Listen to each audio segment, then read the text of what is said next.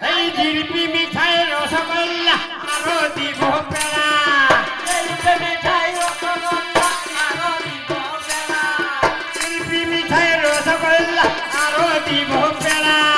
জিলিপি মিঠাই রসগোল্লা আরো দিব পেড়া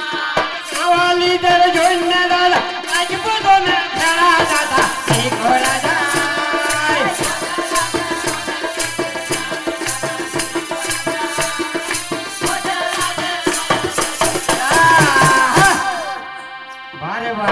আর একটা জিনিস বাকি আছে মানে বয়স হয়ে গেছে খেয়াল হচ্ছে না বুঝতে পারলেন এই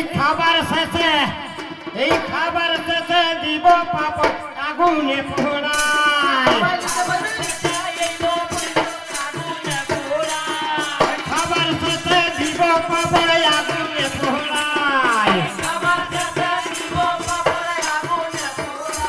আর পাপড় পুড়াতে গেল